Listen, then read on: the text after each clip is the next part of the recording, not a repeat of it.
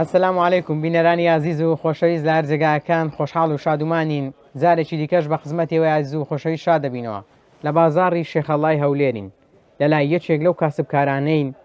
کەوا ساڵانێکی زۆرە لەم بازاڕە دوکانی فافۆن و ستیل و تیڤاڵی هەیە و بابرین ئەشەی ناوماڵی هەیە. جا من پێم خۆش بوو گفتوگۆی لەگەڵ بکەم. ئەو کەسەش حاجی موحسین زەبارە کە ساڵانێکی زۆرە لە بازاڕە. جا من گفتوگۆی لەگەڵ دەکەم بابزانم ئەو لەگەڵ عیبادەت هات چۆنە و چەندێک دڵیشی خۆشە کەوا گەیشتوتەوە مانجی ڕەمەزان.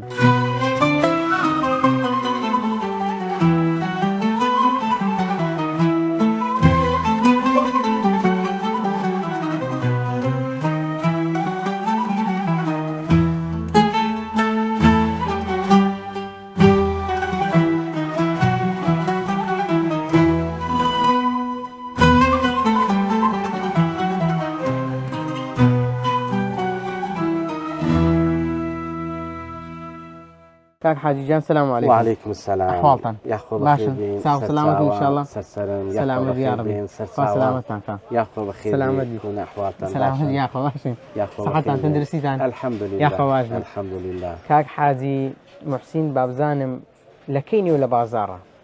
والله أمن زياتر لبي سبين صالة لو بازار الشيخ الله يما لو دوكانشم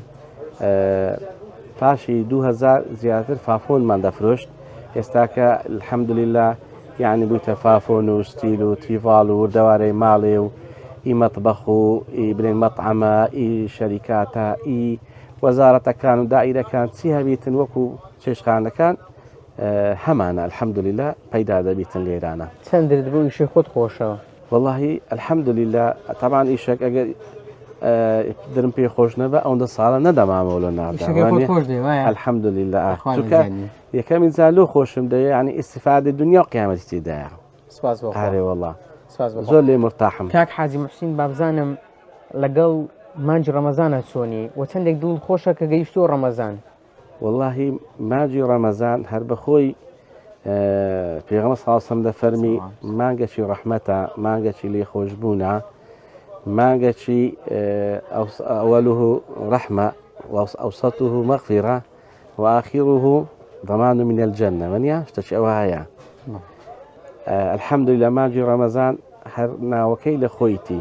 كماجي رمضان داتي من بالنسبة قوم يعني زور درم بي خوش دبي زور أري والله كاك حاجي محسين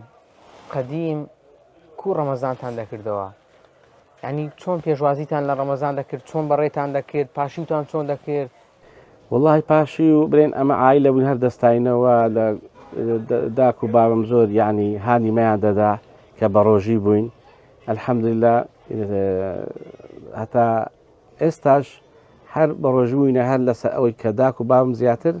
ینی گرنگیان پێدەداین و لەسەرمان وەکو برەی لەمەش لە قسەیوان دەرن دەچوین بەێ کە پاشیوتان دەکرد چیتان دەخوارد ئەو کاتی چی هەبوو؟ والله اعتیادی بوو یعنی وەکو بین ئەوژ ئێستاکە چۆنە هەر برنجە و برین ماست بوو تەعین بوو برین ئەو شتانەش بوو هەر کەسە لە ماڵی خۆی چی پێ خۆش بوو ئەوەی دادەنا ماشە بۆ نمونەکە لە پاشیوان هەردەستانەوە فانۆس و لامپا و شتیواتان پێ دەکرد چۆن بوویان؟ بە خودای ئەمن لەو زولوفەی نا بەڵام کارەبامان هەبوو کارەبا هەبوو یاعتیادی بەری زۆر باشە ئەی چەندێک کچەکان یارمەتی دایکیان دەدا کوڕەکان لە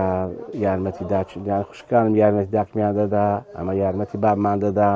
بۆچی مانجی ڕەمەزاندا دەمەنگ بابە ئەتویت مەکە ئەمە بە خۆمان یعنی هەمووشتم و یارمەتێکی تاوا داک و بابی خۆمان دەدا ڕەمەزانی ئەو کات چێژی هەبوو والله زۆر زانک و برێن ڕەمەزان تەڕان سارێ دە ڕۆژ جارێک دێتە پێش لە هاوین و لە زستان و لە بەهار و لە پاییز ئەو چار فەسڵەی دەکا دەزانی چۆن بوو من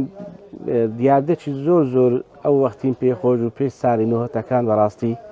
لە سەردەمی ئەو وەختی هەر ئەمنیش نا خەڵکانی کەش دەزانن یعنی ئەگەر یەکێک بە ڕۆژی نەبە جغارەی بچێشی بە یان بە ئاشکرانانی بخواردبە ئەو وەختی دەیانگرت دەیانگرتن حکومەت تا وەختی گرت شورتە لە دویان دەگەرە بە مەفرەزە یان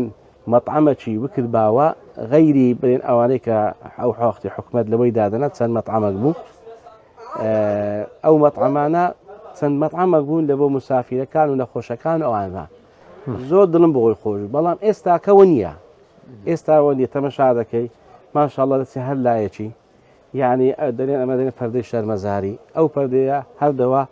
یعنی بەدەیان گەنج و ئیختیاریشم دیتێ بە چای خۆم لەوێ یعنی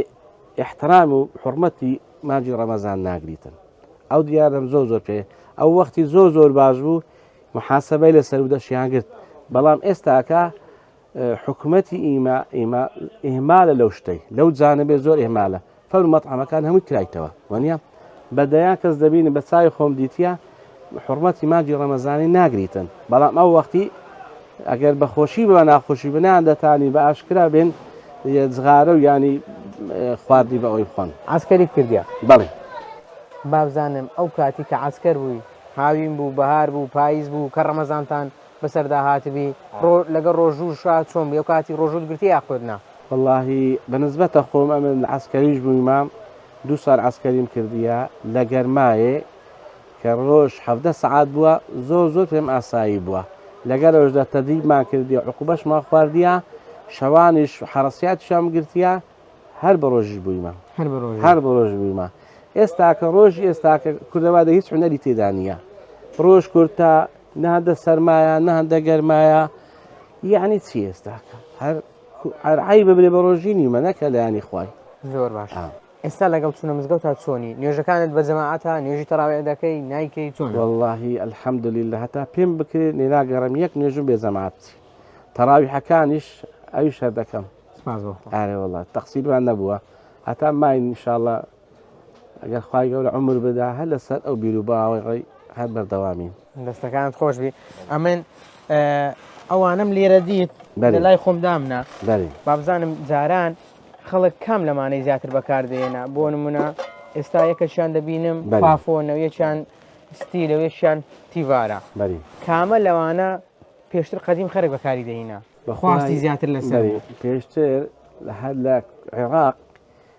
بە دەگمەن ستیل هەبوو زۆربەی فافۆن بوو ینی زۆر ئەو فافۆنە بووە ئێستا ئەو فافۆنە وەکو تەندروستە و باشیشە ئێستاش ڕەغبەتی هەرمایە لەکن ئەوانەی قەدیم ئێستا شەیە گەنجی وەشی تو دەرێ قات فافۆنم نادەی یان بەقلێک فافۆنم نادەی فافۆنەکە باش فافۆنەکە تەندروسترا خەڵک لە دوو دەگەڕێ تابعدەکە لە ئەو فافۆنەمان لوچیە وەنیە دەبی ئەتو بکڕی ئیتکە بکڕی خەڵکانی کە هەنە بکڕن زۆر باش ینی لە پاش فافۆنەکەی کامیان لە فافۆن هەتا ئەو تیڤالە لە مێژنێ پەیدا بوو بەڵام ئەو ستیلە هەر هەبووە بەڵام ستیلی ئێستاکە کوالیتی ئێستا زۆر باشترە